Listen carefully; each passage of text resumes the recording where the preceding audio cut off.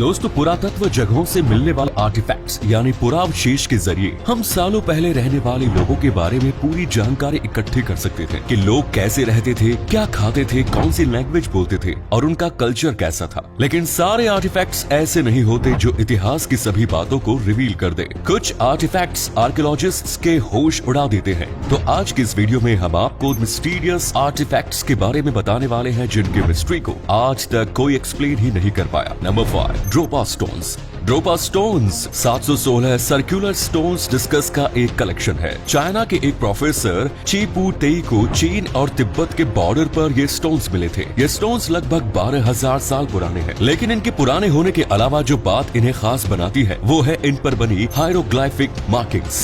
हर disc का diameter 30 centimetre के आसपास है। इन डिस्क पर सेंटर से लेकर बाहरी किनारे तक स्पाइरल शेप के ग्रूव स्पेयर्स बने हुए हैं, लेकिन इनका मतलब क्या है ये किसी को नहीं पता। जितनी अजीब ये डिस्क और उन पर बने निशान है, उससे भी ज्यादा अजीब है वो कब्रें जिनसे ये डिस्क मिली हैं। ये कब्रें महज 4 फीट लंबी हैं। इनके अलावा जिन लोगों के अवशेष इन कब्रों से मिले हैं उनके सिर भी अजीब सी शेप के और डिस्टोर्टेड है। ये लोग कौन है इसके बारे में कोई जानकारी नहीं है और इसीलिए ज्यादातर लोगों का मानना है कि जिन लोगों को इन कब्रों में दफनाया गया है वो एलियंस रहे होंगे जो किसी स्पेस शिप से पृथ्वी पर आए होंगे, बट उनका स्पेस शिप क्रैश हो गया और फिर उस समय यहाँ जो भी लोग रहते थे उन्होंने इन एलियंस के शरीरों के साथ साथ उनके स्पेस शिप के टुकड़ों को भी दफना दिया। इस स्पेस शिप की थ्योरी के बारे में आपके क्या विचार है, कमेंट्स में बताएं। Number 4, the Tamil bell.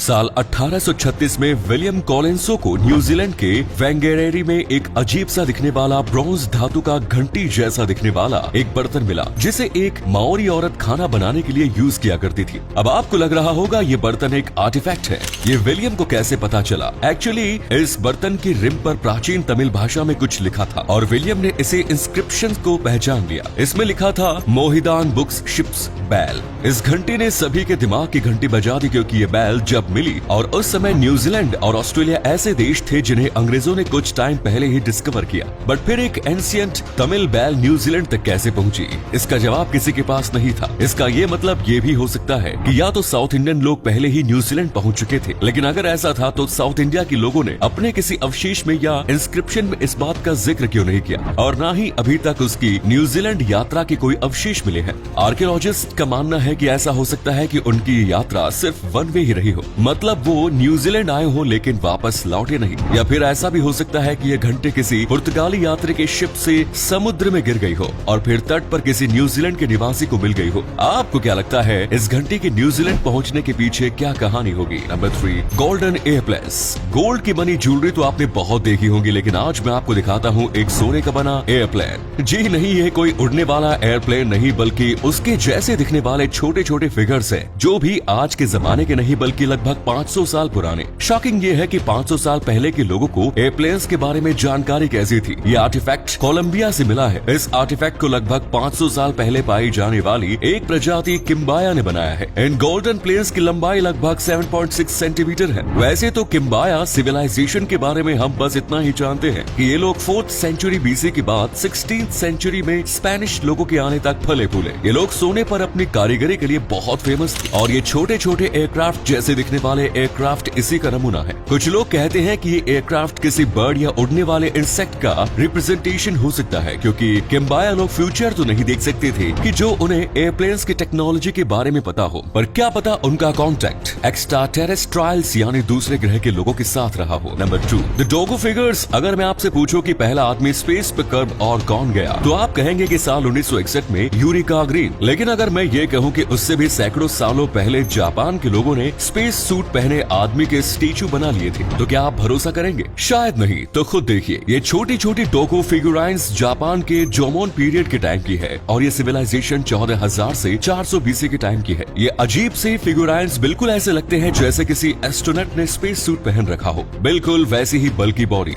कुछ लोग कहते हैं कि ये बल्कि बॉडी प्रेगनेंसी का सिंबल है, लेकिन अगर ऐसा है तो अजीब बात यह है कि 2400 साल पहले जब जापान में याओई पीरियड आया तो डॉगी फिगुराइंस पूरी तरह गायब हो हो गई थी। वेल, आपको क्या लगता है, क्या चाइनीज लोगों की तरह जापानीज लोगों का भी किसी दूसरे प्लेनेट के लोगों से कोई कनेक्शन था, या फिर ये टोगो फिगुराइंस किसी एंशिएंट गॉड को दर्शाते हैं? Number 1, Texas man tracks. Texas में पालुक्स रिवर एक कमाल की साइट है। पहले तो ये यहाँ पर पाए जाने वाले डायनासोर्स फुटप्रिंट्स के लिए फेमस थी, लेकिन बाद में यहाँ ऐसे फुटप्रिंट्स भी देखे गए जिनसे ये पता चलता था कि किसी एक्रोकैंथोसॉरस ने sauropods के एक ग्रुप को चेस किया हो। लेकिन लोगों के होश तब उड़ गए जब यहाँ से डायनासोर्स के साथ साथ इंसानों के कदमों के भी निशान मिले। जैसे कोई इंसान डायनासोर के साथ चल रहा हो, वैसे इनमें से कुछ फुटप्रिंट्स फेक प्रूव हो चुके हैं, जिन्हें वहाँ रहने वाले लोगों ने ही बनाया था। लेकिन बाकियों के बारे में कहा जाता है कि ये रियल है। आपको क्या लगता है, कमेंट्स में बताएं। तो दोस्तों, ये थे मिस्टीरियस आर्टिफैक्ट्स जिनको साइंटिस्ट्स भी एक्सप्लेन नहीं कर पा रहे हैं। इनमें से कौन सा आर्टिफैक्ट आपको सबसे ज्यादा मिस्टीरियस और इंटरेस्टिंग लगा, कमेंट्स में जरूर बताएं। ऐसे ही और इंटरेस्टिंग वीडियोस देखते रहने के लिए इस चैनल को सब्सक्राइब करना ना भूलें, ताकि आने वाले नए वीडियोस की नोटिफिकेशंस आप तक सबसे पहले पहुंचे। धन्यवाद।